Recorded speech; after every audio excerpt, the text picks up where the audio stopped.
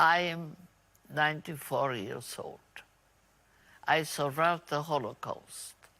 I experienced horrors. But this is not my story. This is the story of hundreds of children and families from Israel who were massacred and murdered by Hamas in the terrorist attack of October 7th. Now I must tell their story as well.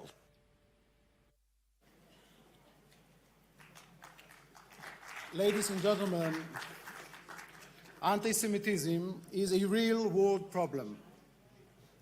It is also a virtual world problem, online and on social media. It is now my greatest honor to welcome on stage Mr. Elon Musk and Mr. Ben Shapiro.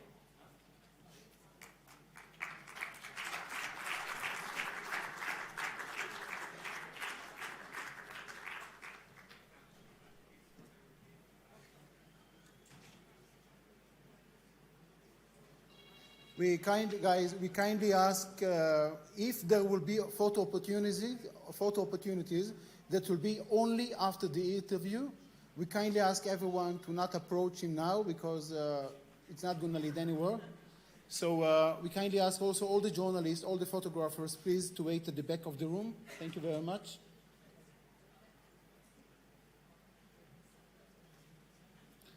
So the interview will be moderated by Ben Shapiro. If any of the journalists have any questions to ask, it might be an opportunity at the end of the interview, or you can go to one of our press team and hand over the questions to them.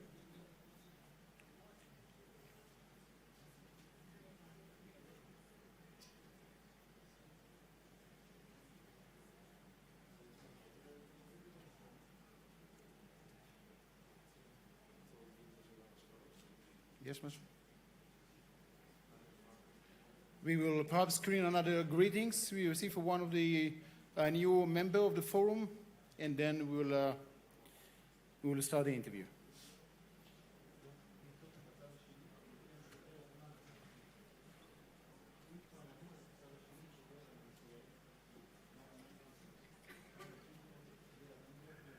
Dear Chair and dear friend, dear President Rivlin, despite some unforeseen circumstances, it is with great honor and emotion that I will remotely participate from Athens in the emblematic Leaders Forum in Auschwitz on the uncompromising fight against anti-Semitism and racism. Please rest assured that my dedication to our common goal remains unshakable. Commemorate and honor the tragic victims of the horrific Holocaust, the greatest crime against humanity, and to always fulfill our common duty. Never again. We Greeks would be honored if, in the near future, the Leaders Forum for the commemoration of the Holocaust were to be hosted in Athens, or better, in Thessaloniki, a city in which, as you well know, Mr. President, because we worked actively together, the Greek New Holocaust Museum will be erected. I very much look forward to joining you in person in the next Leaders Forum meeting. Thank you. This was the former president of Greece, and you also member of the Forum of Leaders, together with other leaders who are joining us today.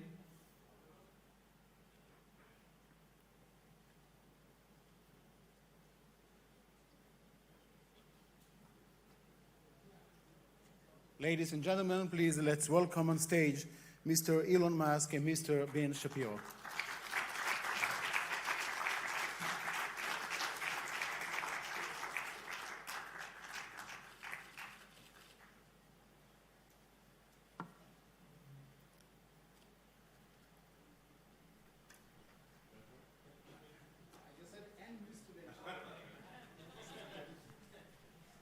Sorry.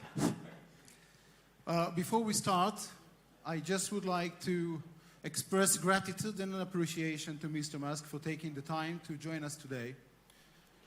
In our times, we seek to see more friends, and we were appreciating very much the time you took to be with us today. And as a token of appreciation for taking the time to be with us today, if I may present something to you, please.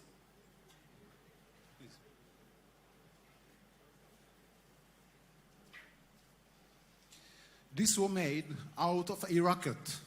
A rocket that fell on a kindergarten in Be'eri in Israel, and it was a miracle that kids were not killed doing this when the rocket fell.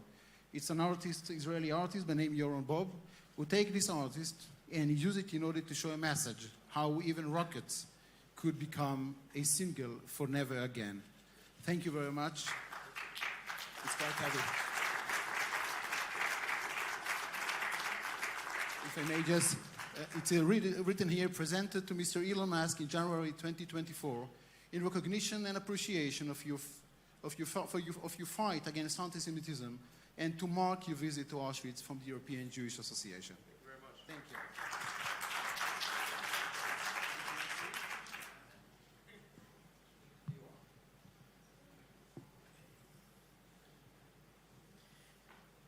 Well, it was an honor to walk with you today at Auschwitz. It's actually my first time there as well.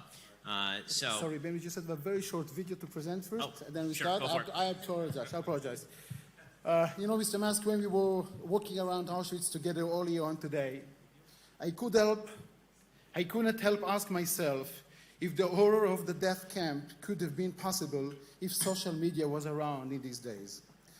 After the Holocaust, one of the most heard sentences was, "We did not know." Today, everything is in public. Everybody is a journalist or eyewitness. Please watch how it could have been used.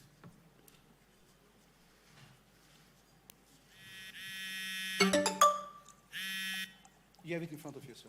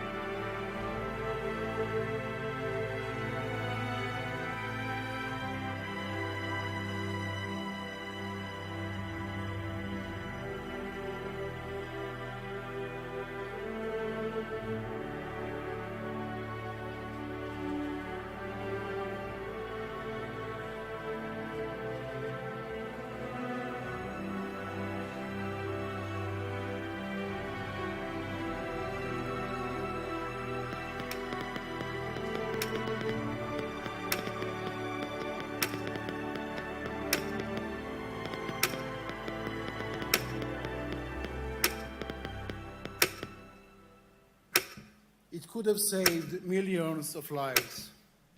I remember you saying AI is potentially the most pressing risk to humans. I must tell you that there is a clear and present danger of a different AI. This is anti-Semitic incitement.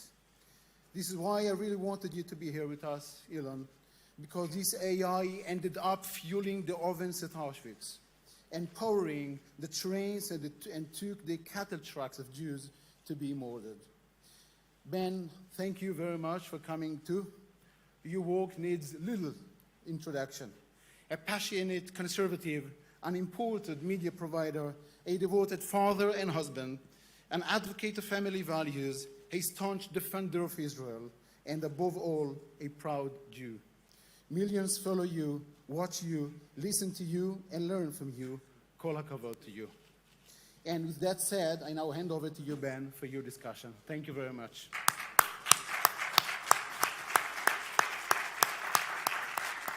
I apologize for the premature beginning there, but yeah, Elon, obviously we walked Auschwitz. I said I hadn't been there before either. First of all, just wanted to get your thoughts on what it was like to walk Auschwitz and Birkenau today. Well, it was incredibly moving and deeply sad and tragic that humans could do this to other humans.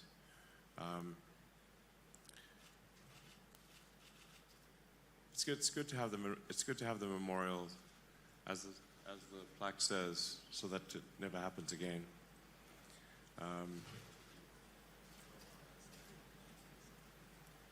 No, I mean, I'm a student of history, so I'd seen the pictures, I'd seen the videos, but it's not quite. It hits you much more in the heart when you see it in person. I'm still absorbing, frankly, the magnitude of the tragedy that I witnessed, or the place where the tragedy occurred. I think it'll take a few days to sink in, frankly.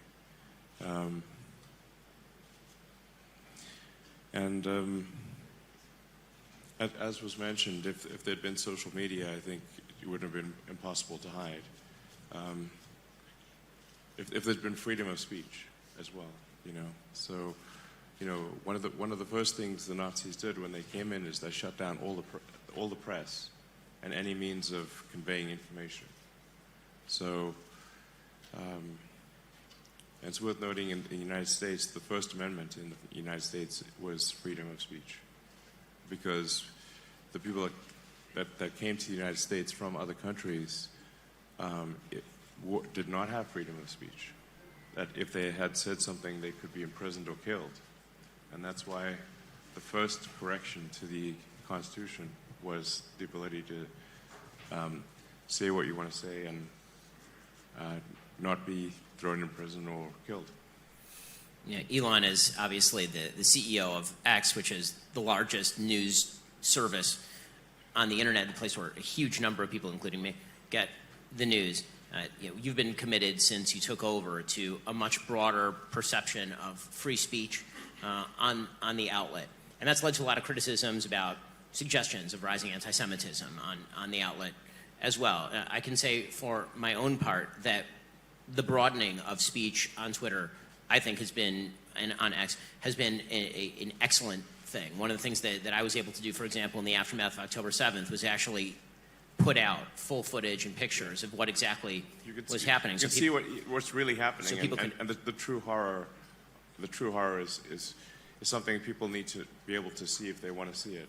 And the community notes feature has allowed for people to, even when things that are false are put up that used to maybe pass in real time, now you can correct all of that. How do you balance the necessity for free speech with all these critiques about, you know, what is hate speech, what is anti-Semitism, and how do you balance that?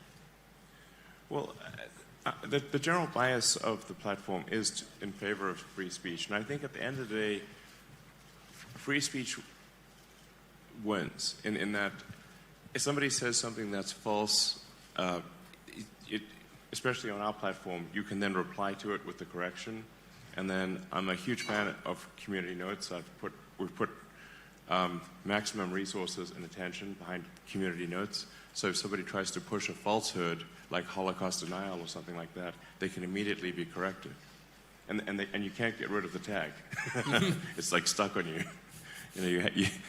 So I think it's, and the overarching goal for the X platform is to be the best source of truth in the world. So now,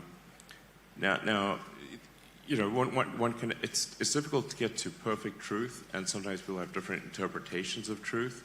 But one can always aspire to be as accurate as possible and to minimize the error between what is being said and reality. Relentless pursuit of the truth is the goal with X, and allowing people to say what they want to say, even if it's controversial, provided that it does not break the law. I think that's the right thing to do. And setting the new standard for the town square, as I say, has allowed for more speech and more availability of information than ever before, certainly on the platform. And you recently didn't just go here. Obviously, after October 7th, you went to Israel and you saw the wages of horrific anti-Semitism in the various kibbutzim and moshavim. I saw all the videos. I saw a lot of video. Yeah. Yeah. It was shocking to see. I think maybe the most shocking thing was to see the delight in killing innocent people, like the delight in killing kids and defenseless women and men, and there was no remorse, quite the opposite. I mean, that requires a level of indoctrination that is extremely intense. So I think that to solve that, you have to address the source of the indoctrination. Because no one should ever be glad about killing some child. I know enormous number of Jews, myself included, are very moved that you continue to wear the necklace in remembrance of the hostages. Still have it. So I want to thank you for that, obviously, because raising the profile of the fact there's still dozens of men, women, and children. Many, I checked before I came. So many hostages. I hope they're alive. I hope they come back. So let's talk about the uptick in anti-Semitism more broadly. One of the things that's been hard to watch as a Jew, but also just as an American and a Westerner, has been the radical upsurge in anti-Semitic activity, just generally anti-Semitic sentiment, appallingly, yes. After October 7th. It's been astonishing, actually. Yes, and I must admit to being somewhat, frankly, naive about this. In the circles that I move, I see almost no anti-Semitism. And there's this old joke, I've got like this one Jewish friend. No, I have like 2/3 of my friends are Jewish. Okay, I have twice as many Jewish friends as non-Jewish friends. I'm like Jewish by association. I'm aspirationally Jewish. So I don't, I was like, what are people talking about with this anti-Semitism? Because I never hear it when at dinner conversations. It's like an absurdity, at least in my friend circles. But when, looking at the pro-Hamas rallies in vast numbers that took place in almost every major city in the West, blew my mind. And including on the elite college campuses that are supposed to be, if you're an elite college campus, you're supposed to be enlightened. You're not supposed to be fostering hate. And yet you had these pro-Hamas demonstrations at Harvard, Yale, including at Penn. I went to UPenn, at Penn, and I was like, this is unbelievable. I mean, there's a poll recently from Harvard-Harris showing that some 67% of people aged 18 to 24 said that the Jews were an oppressor class, which, in America, Jews represent approximately 7 million Jews in the United States out of 330 million Americans, tiny percentage of the population.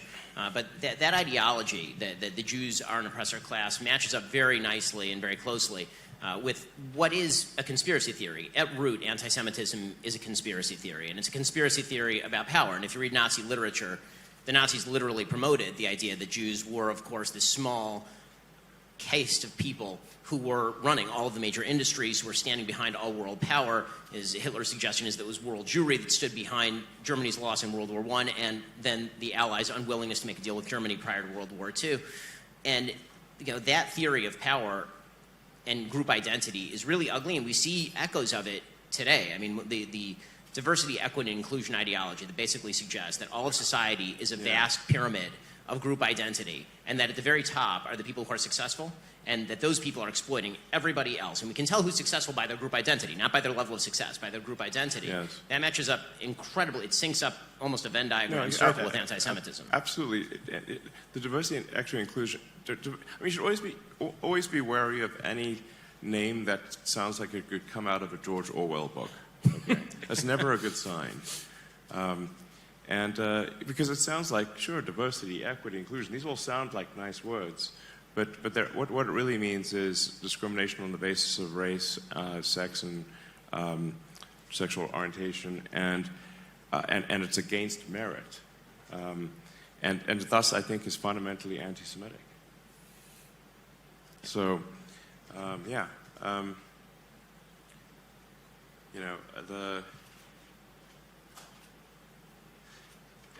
think the whole, all of the sort of all of the riots that were in the major cities and college campuses, I think was a shocking wake-up call to, I think any sort of civilization or civil-minded person, really. Yeah. It was quite a shock. Now, the crossover between some of these rallies on college campuses in favor of Hamas, I mean, they unite the weirdest coalitions maybe in human history. You'll see LGBTQ flags in favor of Hamas, where, of course, if an LGBTQ person were to be actually in the Gaza Strip, they would no longer be in the Gaza Strip, they would be dead. Yes, exactly. And that coalition is... That's like seriously out of touch. Yeah. But it isn't. But it only isn't out of touch in the sense that there is a coalitional idea here that basically power structures must be torn down at all costs, and if that means allying with people who hate me, then I'll ally with people who hate me. And the fact that that's grown in fervor since October 7th really is, as I said to me on a personal level, quite shocking. What do you make of the future of a West if the West continues to embrace that idea? Well, I think we really need to stop this principle that the weaker, normally weaker party is always right. This is simply not true. If you are in quotes oppressed or the weaker party, it doesn't mean you're right. Because if some of those, weaker groups want to annihilate you, that does not make them good. We have to get rid of the rule that if you're weaker, you're automatically good. That's obviously makes no sense. It often makes sense where it's like, okay, you don't want to beat up on someone smaller and weaker than you. But if that smaller group wants to kill you, they're bad. Okay. I'm a big believer in moral absolutism, not moral relativism. There's good and bad in the absolute, and you judge any group or individual against absolute moral standards, not whether they're the so-called oppressed or oppressor, just on absolute moral terms. Are they doing good things? Do they want to murder innocent people? That's bad. It doesn't matter who they are. You would think, but the pseudo-sophisticates on college campus seem to think differently. And so I wanted to get your take on why you think this is so prevalent on college campuses. What do you think the future of the universities in the United States looks like, given the fact that entire universities appear to have been corrupted by moral relativism and this sort of perverse ideology? Do you think that a wave of change is coming to the universities? Do you think that there's going to be direct hiring out of high school? What is the solution for universities in the United States as well as abroad? I think we need to return to where things were, or mostly were, which is a focus on merit, and it doesn't matter whether you're a man, woman, what race you are, what beliefs you have. What matters is, how good are you at your job, or what are your skills? You could be a three-legged green Martian, wears a kimono and drinks yak's milk. Who cares? It doesn't matter,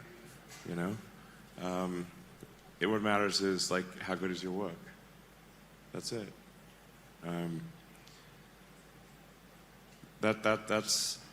that's the least sort of racist, sexist you can be, is just care about the work that somebody does and not anything else. That's what the focus needs to be, to return to. Yeah. Yeah, it seems as though you mentioned earlier the sort of problems of attacks on the meritocracy. And one of the claims is that there's no real meritocracy, there's a pseudo-meritocracy, that basically all these institutions are run for the benefit of those who run the institutions. And it feels like there is some truth to the idea that institutions have lost credibility with the people, particularly in the West. And in the backlash to that, I think that there's now sort of an idea that if we do away with all institutions and all limits on moral behavior, then that somehow is better. But there needs to be a recapturing of the institutions, or at least a rebuilding in place of those institutions, new things. And that's something, obviously, that you're very focused on, not only with X, but your other companies, is building new things, innovation, try and create our way out of the problems that we've created for ourselves. Yeah, I think generally people should always be wary that they may have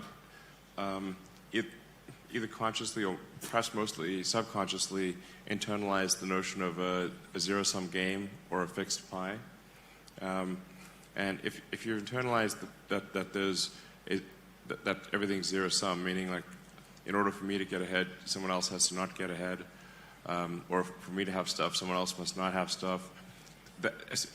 If you have that axiomatic flaw, then what it needs to be done is to fix that axiomatic flaw, because it is false.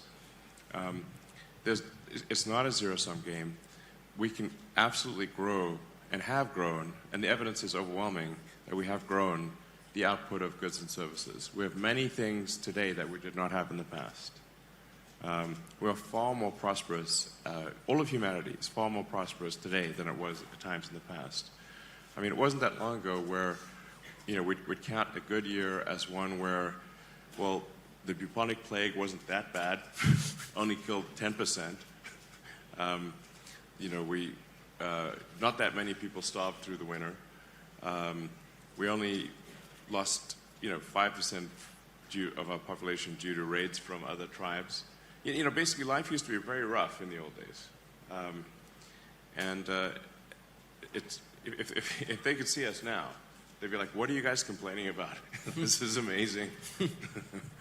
Not having to worry about food for, we were food constrained for, probably the last 100,000 years until recently. So, really the present day future is amazing compared to the past. And anyone who doesn't think it's amazing is not a good student of history. So I think we live in the most interesting of times and probably the best of times. One of the things that I would hope that, and I think you're part of this, is a coalition of meritocrats standing up for the meritocracy is going to be deeply necessary in a future where trust has been fragmented with so many institutions. We're going to have to stand up and loudly say that merit still exists and that merit is individually based, not based on innate characteristics of some sort. So you mentioned earlier that you're aspirationally Jewish, that you surround yourself with, that you're surrounded by so many Jews. So are you part of the Jewish conspiracy? What exactly is the... Maybe. That'll please the haters online. Yeah. I'm sure. No,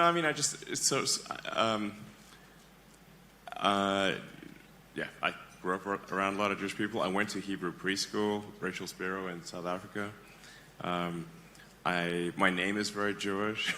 I will tell you that for the past 10 years, people have assumed in my community that you were Jewish until I informed them otherwise. Yeah. Elon is a pretty Jewish name. He's super Jewish. Yeah. And then I went to Israel when I was 13. Visited Masada. I'm certainly checking the boxes on a lot of things.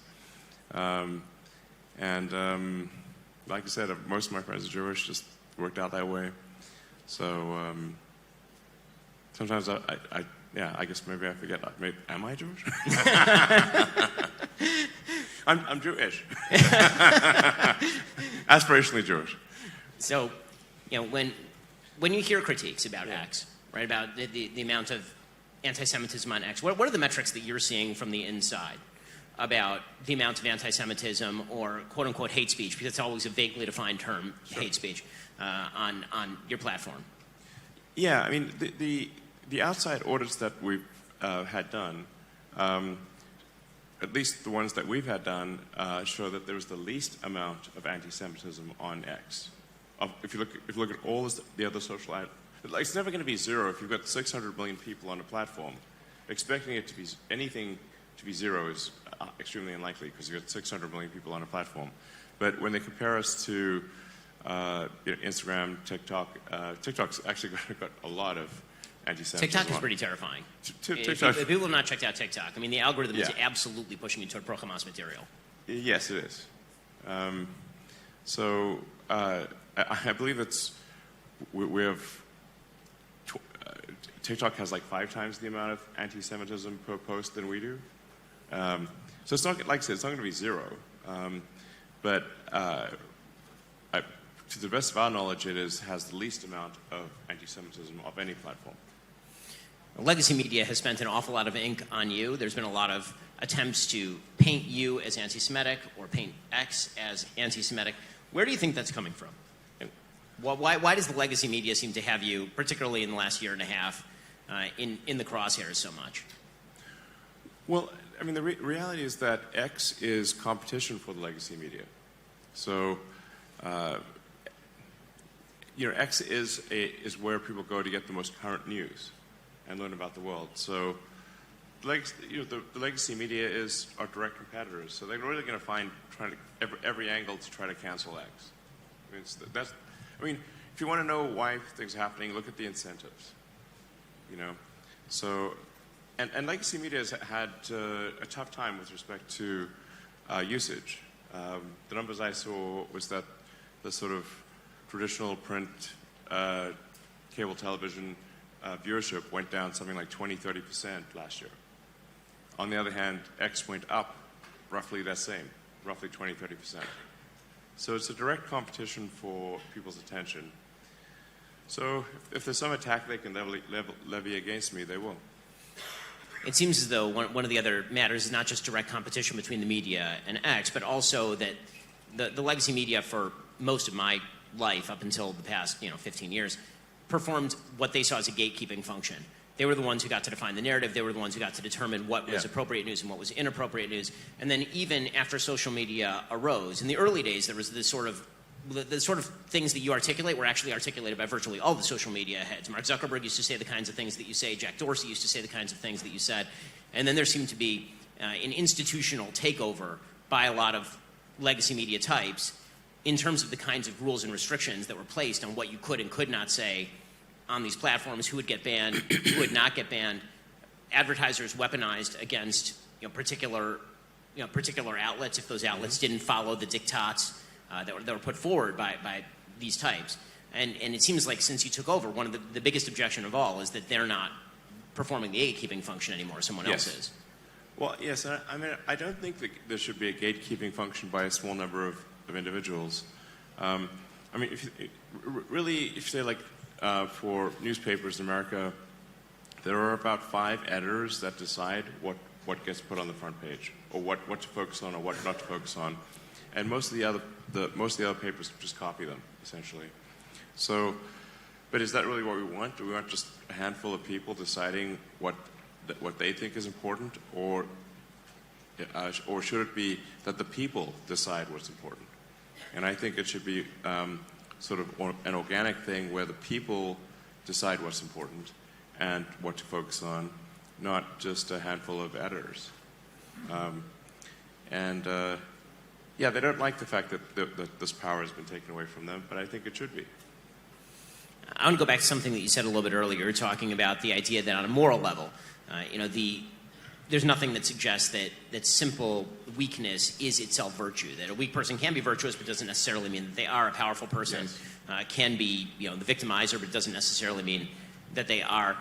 That logic carried forward, particularly to what's going on in Israel right now, has been, in my opinion, entirely pernicious and wrong. There's this idea that because Israel is a powerful, militarily sophisticated country that is doing its best to limit civilian casualties in one of the most population-dense areas of the world, in which you have terrorists who are honeycombed throughout every aspect of society, building literally hundreds of miles of tunnels, the entire London subway system worth of tunnels underneath the ground, that somehow, Israel targeting those systems and killing a lot of people, because when you kill terrorists, unfortunately, and they're embedded among civilians, it's terrible and it's horrifying, but every one of those deaths is on the terrorist group that embeds itself with civilians.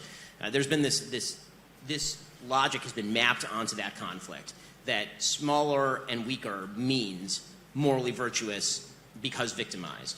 Yeah. It really has come completely full circle from, or 180 degrees from what has historically been the case. So through most of history, the operating principle has been might makes right. So, yeah, for really up until modern times, might makes right was if you were stronger, you were right. Now we've sort of flipped it to if you're weaker, you're right. But neither is true. There is rightness independent of strength or weakness. Just because somebody's strong doesn't mean they're right, and because somebody's weak doesn't mean they're right. You have to look at morals in the absolute. So on a broader level, Elon, you talk a lot about your hope for humanity. I'd say that you're somebody who really loves humanity, which is why you talk about expanding humanity's reach out to the stars.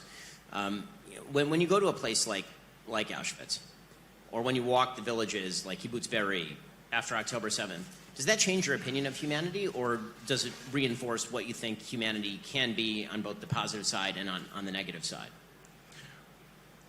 I think it is actually human nature to love humanity unless you are indoctrinated otherwise. So I think the actual default for most people is to love humanity and to love being around their fellow humans. You can take, for example, like what's one of the worst punishments in prison is solitary confinement.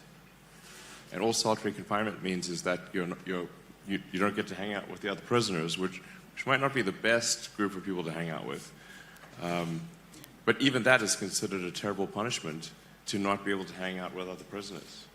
So in truth, I think in our nature, we all love humanity unless we are indoctrinated otherwise. And so we have to stop that indoctrination.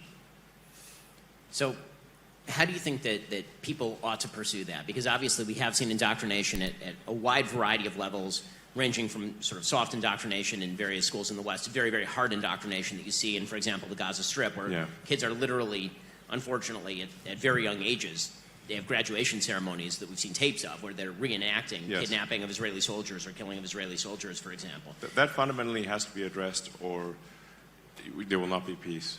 The education of kids in Gaza, the indoctrination of hate into kids in Gaza has to stop.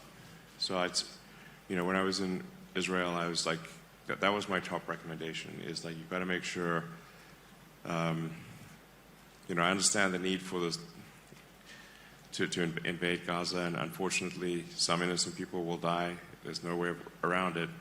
But the most important thing is to ensure that afterwards that the indoctrination, where kids are taught from as soon as they can understand language, that their goal is to kill Israelis. And if you're told that from when you're a toddler, well, you're going to believe it. And that needs to stop.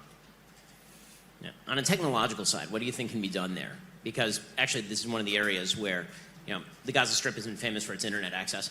There are a lot of places around the world where the government puts an extraordinarily heavy hand on the flow of information. You were mentioning that the Nazis, first thing they did was take over the entire press mechanism inside Germany and then inside the occupied areas of Europe. But that obviously happens all over the world right now. And one of the things you've used Starlink for is to try and open up some of those avenues of information. But what can you do? What should we be aiming at? It's worth noting also that the Nazis engaged in extreme censorship within Germany for anything that was pro-Semitic. I'm not sure I don't know how many people are aware of that, but they censored any pro-Semitic, anyone who tried to defend the Jews in Germany. Anything pro-Semitic was censored. So,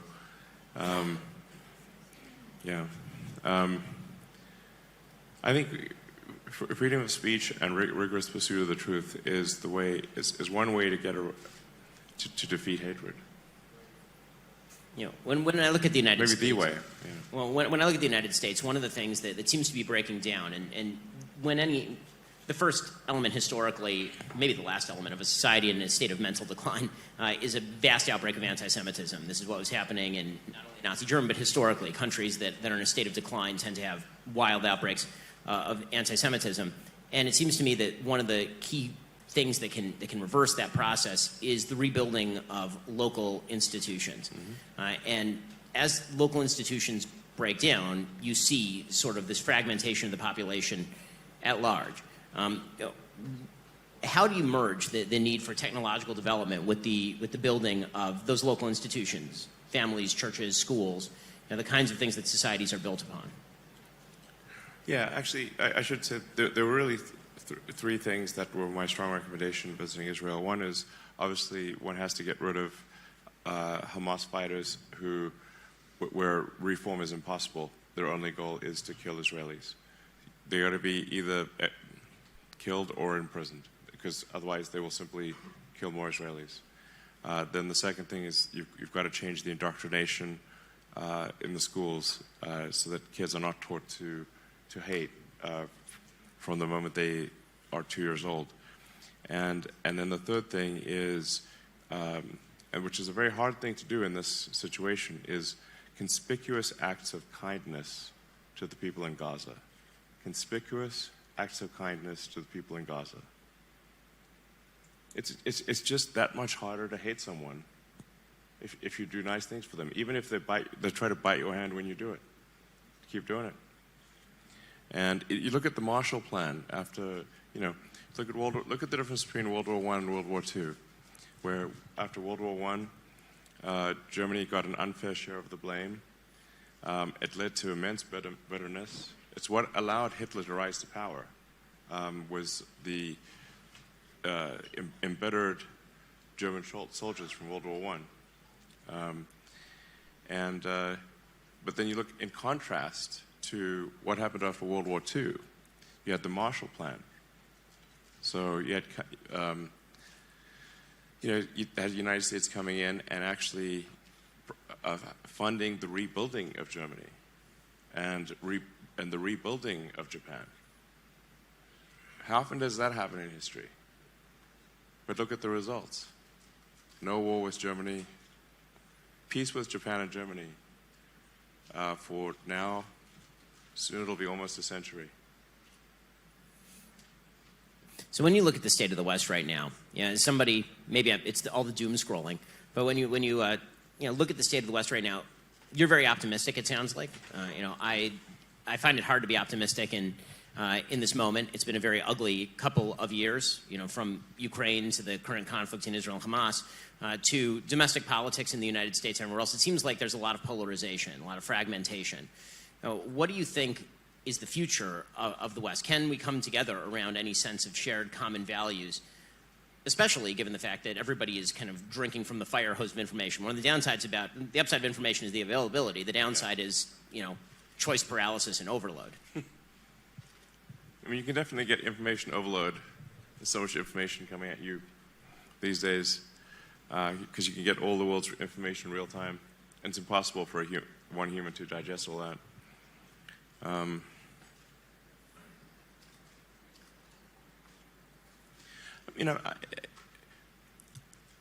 I think there are some things that we can agree on, or most people would agree on, are cool and inspiring, like humanity going to the moon. If you ask probably kids almost anywhere in the world, what's the coolest thing humans have ever done? I think a lot of kids would say, we went to the moon,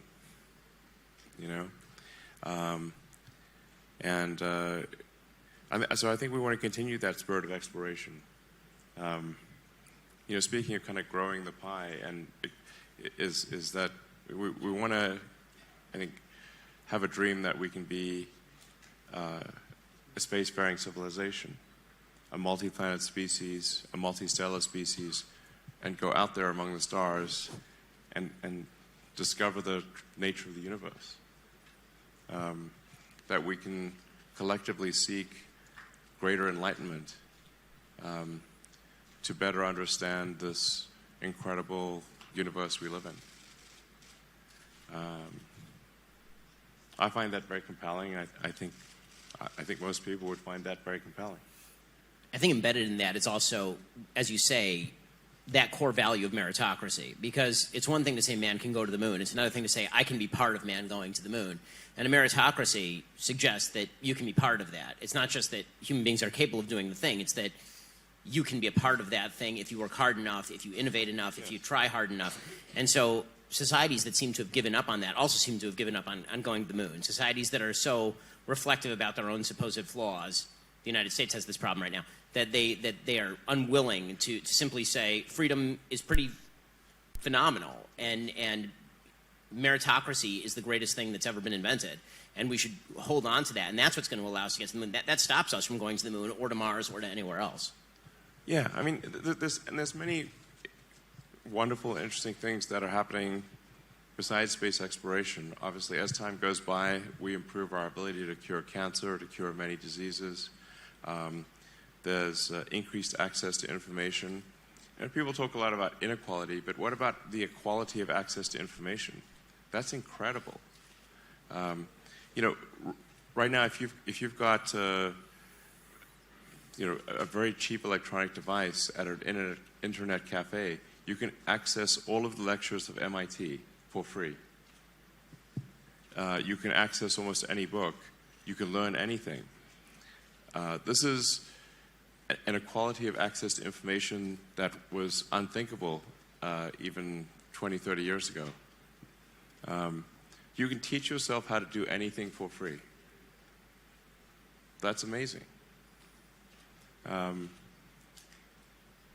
Maybe there's like too much focus on the things that are unequal, but we forget about the things that are equal and that have improved inequality so much, like access to information. You know, that's one of the things that we're trying to help out with Starlink is provide access, internet access to people who don't have internet access or where it's too expensive for them to afford. Because once you have internet access, you can learn anything and you can sell your products and services. So I think that's pretty amazing. I mean, you know, that's sort of like, if we're going to count our flaws, we should also count our blessings. Yeah.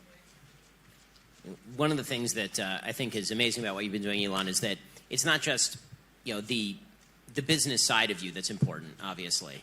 You've become this unbelievably, you know, large figure looming in the public imagination, and that means that when you tweet, it has you know, impact that is very large.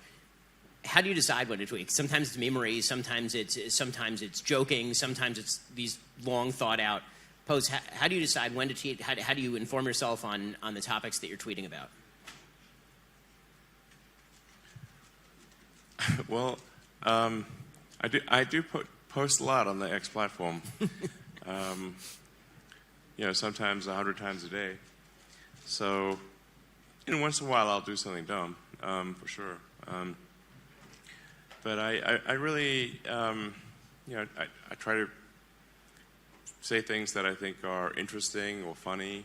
I mean, there must be some reason why 169 million people follow me. I guess. I don't know. I must be keeping them amused in some way.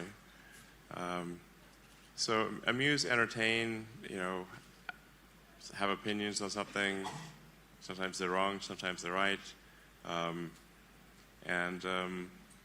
You know, and for things like community notes, it applies to me as well as it applies to anyone else. So if I say something that's incorrect or, you know, not full context, then community notes will correct me very quickly. So, but it's only me doing these posts ever. I don't have a team or anything. In fact, I generally would recommend for leaders of the world to just literally post your own stuff. And once in a while, you make a mistake, Don't worry about it. So, yeah. Can't win them all. Nobody bats 1,000. So, obviously, where we visited today, the big takeaway always is never again.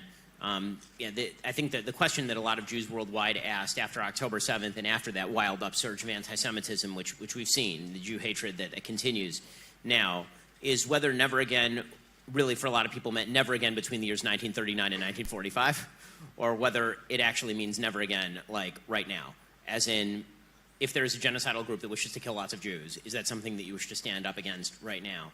And when you look out at the world and the state of the world, the video that EJ put up a moment ago suggesting that the Holocaust would have been somewhat mitigated, or people may have had more information. Or been able to, certainly been able to escape earlier. I mean, one of the things that's astonishing, obviously, about the history of the Holocaust is how many Jews, because they were only getting partial information, it was slow and it was gradual, and by the time they wanted to get out, it was just too late for them to get out. What are your hopes that never again is a real thing? I mean, I certainly hope there's not another Holocaust. That's for How sure. realistically is it? I think it's unlikely, frankly. So at least if you say like, I mean, I could be naive, but I think the probability of a Holocaust in the West is extremely tiny. I think if you look at, say, the Nazis, I think Hitler got like a third of the vote or something like that when he was he was sort of semi-elected and then did basically a coup. But think of all the people that fought to destroy Nazism. The millions and millions of people that fought and who died to destroy Nazism. That's the vast majority of the West opposed, even in those days, opposed Nazism and fought and died. And my grandfather was in World War II for almost 6 years. All his friends got killed. He was the only one of his friends to survive. And he was severely traumatized. Like, he really just couldn't even talk afterwards. Most of that time was in East Africa, North Africa, Italy. The only reason he's even alive, frankly, is because towards the end of the war, they gave like an aptitude test, because he was just a corporal. He didn't graduate high school, so he wasn't eligible for officer school. And they plucked him out probably right before he died and sent him to work for British intelligence in London, which is where he met my grandmother. So he was one of the people fighting to stop the Nazis, and many, along with millions of others. So let's not forget that the vast majority of the West fought and died to stop Nazism. So I had the chance to briefly meet your 3-year-old today. Oh, yeah. He's a fun guy. Adorable. I have a 3-year-old of my own, so they're all very similar. But as you have some kids who are much older, you have kids who are younger, obviously. When it comes to teaching them about things like the Holocaust and anti-Semitism, how do you address those topics? Well, my kids are pretty well read, so they read a lot of history. They're not ignorant on the subject. I mean, maybe the 3-year-old is, sure. But, I would hope, yes. Can't read, so. No, my kids are very well read, so. But I've had some sort of disturbing conversations with sort of some, say, nephews, or some family members, not my kids, but kids of family members, where I was actually shocked to see anti-Semitism, or at least, yeah. One disturbing conversation was, saying that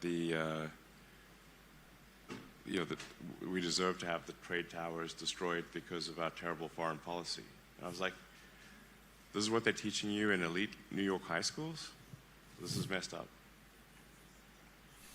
Well, Elon, I think I personally, Jews all over the world, a lot of people in this room want to thank you for not only visiting Auschwitz, but also for visiting Israel after October 7th, and for the strong moral voice you've been on behalf of the fight against anti-Semitism. It's great to spend time with you. Thank you so much. Thank you. Thank you for having me.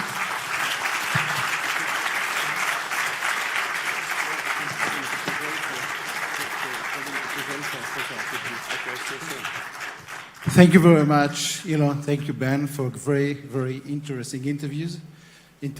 Thank you for the questions and thank you for the answers. I would like now, please, to call the 10th President of the State of Israel, Reuven Rivlin, and Dr. Joel Mergui, the President of the Consistoire of Paris, for a brief picture, please. The 10th President of Israel. Dr. Mergui. Thank you. And Joel. Dr. Joel Mergui, the President of the Consistoire of France. We'll take, please, a picture before we move on with the program. Thank you. President Rivlin, if you please could call you for the... Okay. Okay. How we hold it again? It's quite heavy. Okay. Okay. Please, yeah, please do. Okay.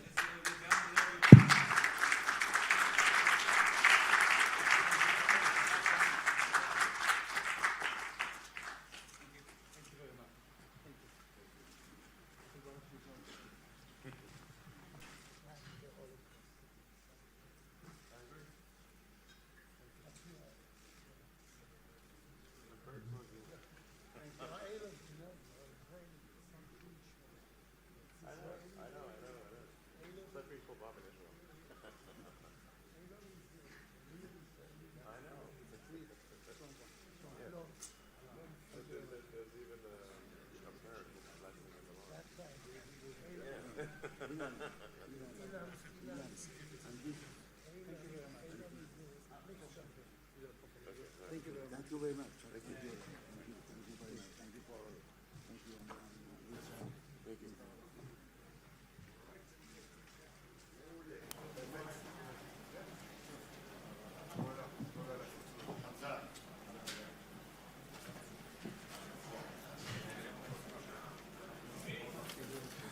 Okay.